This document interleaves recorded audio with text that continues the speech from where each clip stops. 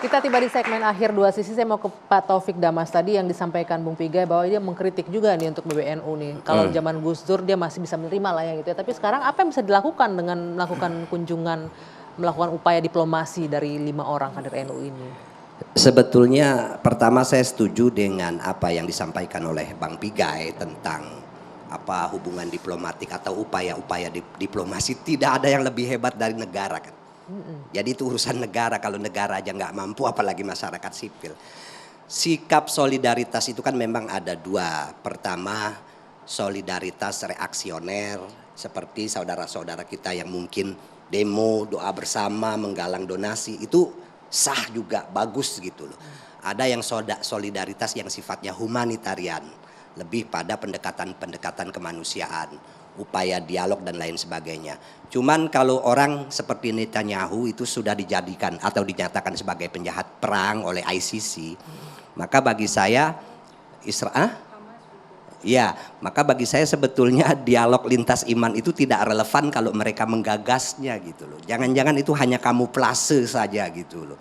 Di satu sisi melakukan kejahatan, di sisi lain kok ngajak orang ayo umat lintas agama hidup rukun damai gitu loh. Bagaimana mungkin kita bisa rukun damai kalau lihat saudara-saudara kita gitu loh.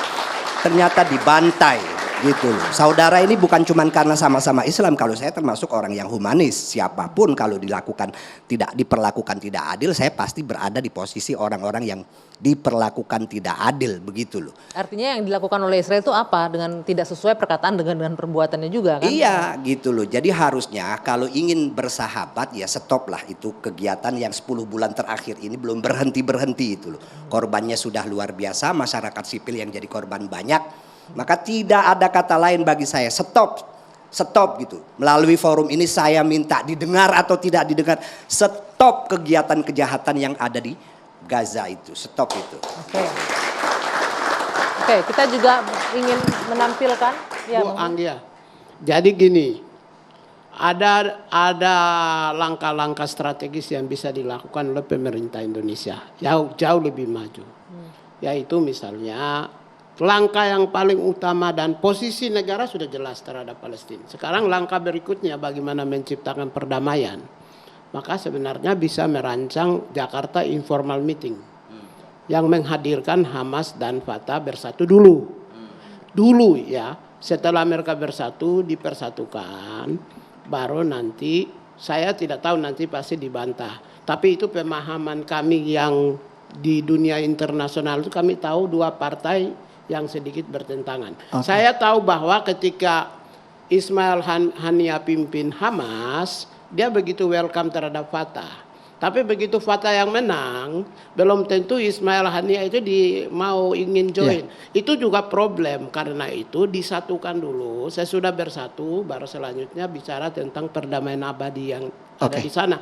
Melawan Israel itu harus sekedar bersatu. informasi, pengurus besar Nahdlatul Ulama itu sedang melakukan itu. Beberapa hari yang lalu itu ada kunjungan ke PBNU, Duta Besar Palestina di Indonesia.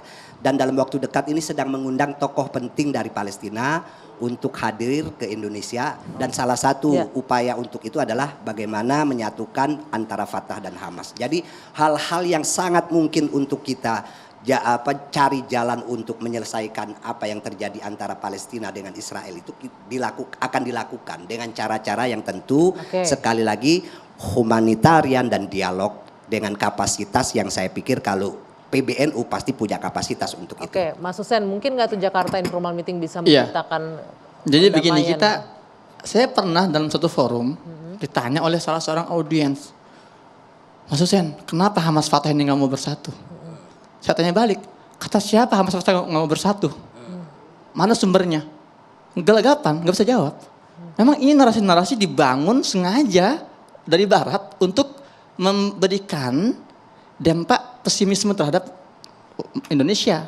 Seolah-olah Hamas Fatah ini ya bertikai dengan sedemikian hebat. Saya minta contoh. Makanya sekarang akan saya jelaskan. Ketika Hamas menang, Fatah sering datang diundang Ismail Haniyeh. Saya tahu. Sekarang saya minta contoh ketika Fatah menang, Ismail Haniyeh dengan mereka datang ke rumahnya Fatah. Ada nggak contoh? Iya, jadi gini. Satu-satunya pemilu yang terjadi di Palestina itu tahun 2004-2005 gitu ya. Hamas menang. Oke? 2006. Ya, 2006. Hamas menang. Kemudian Ismail Haniyeh menjadi Perdana Menteri. Saya nggak mau bahas yang jadul. Saya tinggal di Gaza 12 tahun. Teman-teman saya, simpatisan Hamas, simpatisan Fatah. Mereka sholat di masjid yang sama. Kuliah di kampus yang sama. Ntar dulu, sabar. Kemudian mereka juga main bola di lapangan yang sama. Nah, 2012, saya saksi mata. Saya diundang, karena saya jurnalis, saya diundang oleh pihak Ismail Haniyeh ke rumahnya di pengungsian pantai barat Gaza. Di situ, para petinggi Hamas berkumpul di rumahnya Ismail Haniyeh. Untuk apa? Menyambut delegasi Fatah dari tepi barat.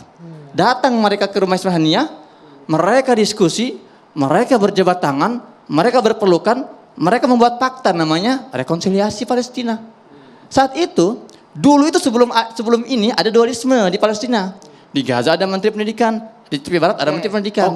Sebelumnya. Setelahnya, ketika Fatah menang, Ismail Haniyeh datang nggak ke sana? Enggak ada Fatah menang. Memang tidak ada pemilu, enggak ada pemilu. Saya bilang. Pemilu terakhir itu tahun 2006, Hamas Ya. menang, setelahnya enggak ada pemilu lagi. Jadi enggak ada menang kalah setelahnya. Hanya sekali 2006, Hamas yang menang, setelahnya enggak ada lagi. Baik. Nah, entar dulu saya pastikan dikit lagi, Mbak ya. Nah, sejak penandatanganan rekonsiliasi itu, akhirnya melebur semua. Ismail Haniyeh, apa kata dia? Mulai hari ini sebagai bentuk komitmen saya menanggalkan jabatan saya sebagai Perdana Menteri. Sejak saat itu bersatulah di kalangan level politik. Nggak ada lagi dualisme di situ. Artinya sudah bersatu. Baik, Mas Hussein, sayang sekali ini waktunya habis. Tapi yang penting kita sama-sama ingin mengingatkan kembali. Masalah ini, masalah genosida dan tentunya dibutuhkan sensitivitas ya. Betul. Apapun tindakannya. Mudah-mudahan ini jadi koreksi juga Pak Taufik Damas untuk PBNU juga. Dan masyarakat juga mengapresiasi permintaan maaf dan juga tindakan pencopotan tadi yang disampaikan oleh pihak PBNU. Baik, saya Dwi Anggia, saya harus akhiri dua sisi malam hari ini. Kita tutup, kita jumpa lagi pekan depan. Sampai jumpa.